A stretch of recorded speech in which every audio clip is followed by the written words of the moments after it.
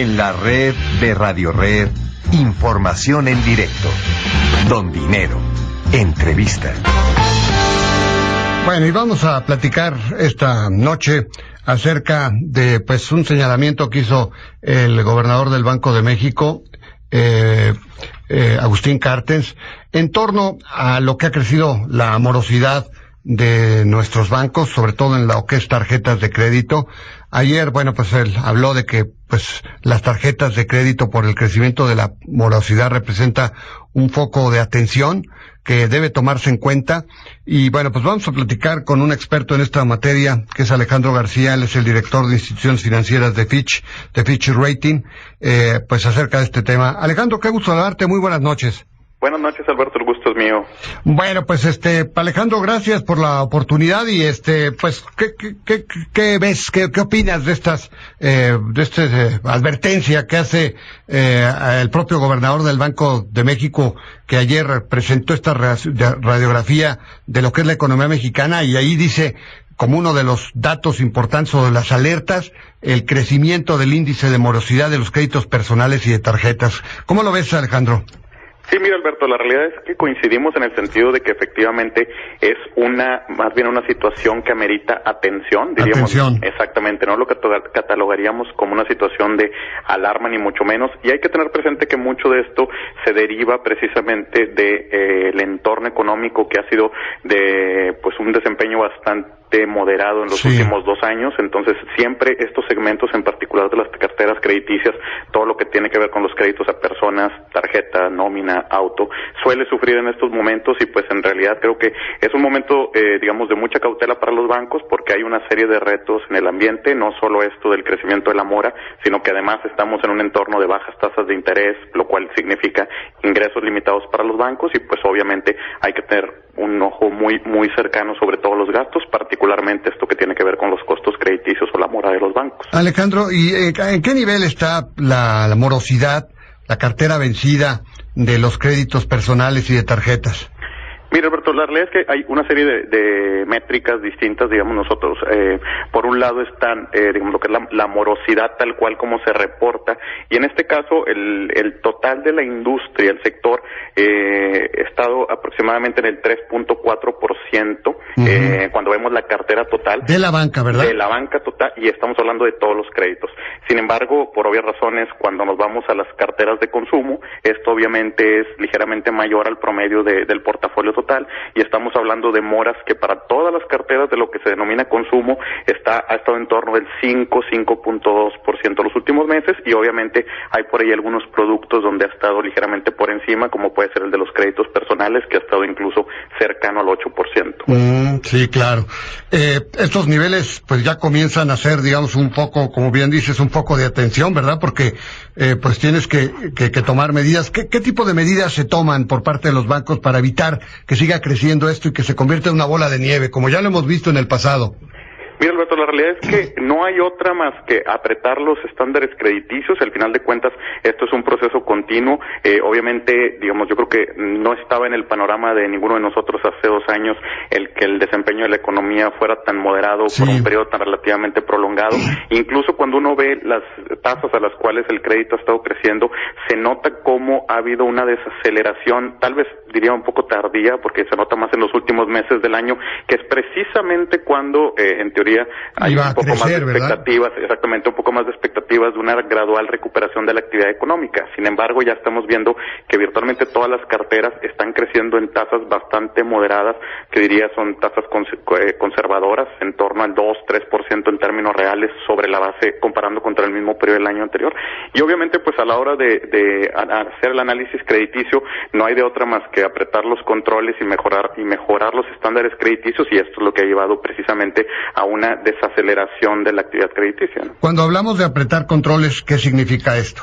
Al final de cuentas hay que identificar a lo que es la demanda efectiva, es decir, aquellos clientes, obviamente creo que todos o la mayoría de la gente quisiera tener más crédito a su disposición, sí, pero en este entorno, digamos, de ingresos relativamente limitados para todos los agentes económicos, tanto las empresas como las familias, etcétera, obviamente no todo el mundo tiene la misma capacidad de adquirir un crédito ni de servirla, entonces creo que ahí es donde está el punto nodal de la actividad crediticia, el encontrar y cuantificar a esas personas, esas empresas que tienen la capacidad de endeudarse y extenderle créditos o renovarle créditos a ese tipo de familias. Obviamente es de esperarse que en un entorno, si es que efectivamente se concretan esas expectativas de un mayor vigor en el desempeño de la economía, esto gradualmente también debiera traducirse en mejores ingresos para las empresas, para las personas, y que eso vaya efectivamente fortaleciendo esa demanda efectiva o la capacidad de contratar créditos de estos agentes económicos. Ahora, en perspectiva, Alejandro, ¿qué nivel, digo, para las personas,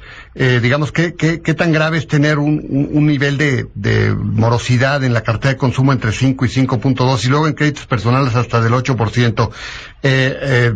No habíamos, por lo que yo me acuerdo, hace mucho tiempo que no estábamos en ese nivel, ¿no? Bueno, quizá que 2009, 2010 algo debe haber pasado algo similar, ¿no? Supongo, ¿no? Exactamente, aunque ha habido un crecimiento en estas métricas de morosidad, la realidad es que no alcanzamos aún los niveles que se observaron a finales del 2009 e inicios del 2010, pero hay que recordar también que la magnitud del reto macroeconómico era sustancialmente mayor. 2009 fue un año con una caída del PIB del 6,5%, y ahora en realidad solo estamos en un entorno de bajo crecimiento. Entonces, obviamente diría que no es posible llegar a determinar cuál es el nivel adecuado de esto, de este nivel de morosidad. Lo que sí es muy importante tener en cuenta es que al final del día lo importante es el grado de rentabilidad ajustada por riesgo de estos productos. Es decir, como sabemos, muchos de estas carteras, los de tarjetas, los créditos personales, etcétera, aún tienen tasas de interés que son relativamente elevadas, en la mayoría de los casos en territorio de doble dígito.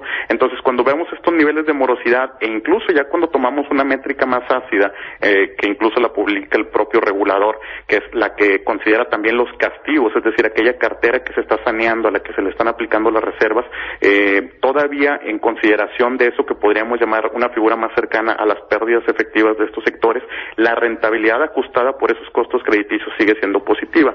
Entonces, no es tan fácil ponerle un número ideal a ese nivel de morosidad, porque hay que recordar, por ejemplo, en el año 2013, el contexto o la banca en general sufrió, yo me atrevería a decir que sufrió un poco más por el deterioro en las carteras comerciales que el de las carteras de consumo. Sí. ¿Por qué? Porque obviamente en las carteras comerciales hay una gran cantidad de créditos corporativos que sabemos que son estos a tasas mucho más ajustadas, hay una competencia más alta, a veces los spreads o los márgenes se cuentan en puntos base en vez de puntos porcentuales, entonces sabemos que hubo un deterioro generalizado de las carteras, recordarás también el tema del deterioro de las 3 grandes vivienderas.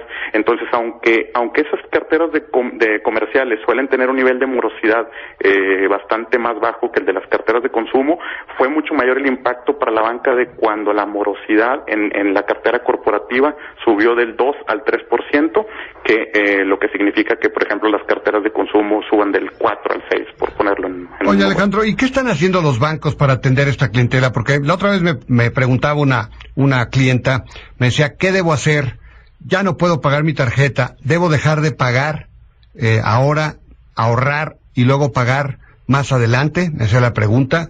Evidentemente, los bancos deben tener respuestas para estas situaciones, ¿no, Alejandro? Claro, mira, la realidad es que es difícil aseverar que dejar de pagar sea la solución. Yo creo que no. Efectivamente. Yo le recomendé que no, ¿verdad? Efectivamente, solo una solución de corto plazo, que solo mejore el flujo de manera hasta artificial, digamos, de las personas que dejan de pagar los créditos, pero hay que recordar que eso tiene repercusiones de mediano y largo plazo. Simplemente te ponen en el buró y bye, ¿no? Efectivamente, genera un historial crediticio negativo y eso, pues, en el mejor de los casos va a restringir a ese tipo de personas de conseguir crédito a futuro, pero suponiendo que en algún momento se llegue a requerir más crédito, lo único que va a ocurrir es que haya muy pocas entidades dispuestas a otorgar un crédito y aquellas que lo quieran hacer lo van a hacer a tasas verdaderamente elevadas para reflejar el nivel de crédito que tienen esas personas o esas empresas. Entonces, la única salida a eso, al final de cuentas, es un tema de educación financiera, el poco más de planeación de finanzas personales, porque no hay de otra más que medir,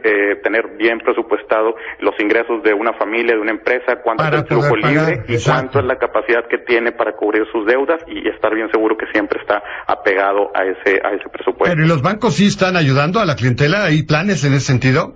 Mira, al final de cuentas, los bancos tienen ya algunos años con, digamos, con esta problemática, ¿verdad? Sí, esta problemática, y la verdad han estado impulsando también el tema de la educación financiera, porque al final de cuentas eso redunda en beneficio de todas las partes, ¿no? De ellos, de los propios bancos, en materia de la recuperación de los créditos, pero también en términos de las personas, porque les ayuda a su propia condición financiera y a la larga va mejorando también precisamente la capacidad de endeudamiento o la capacidad de crecimiento patrimonial de estas personas o de estas empresas.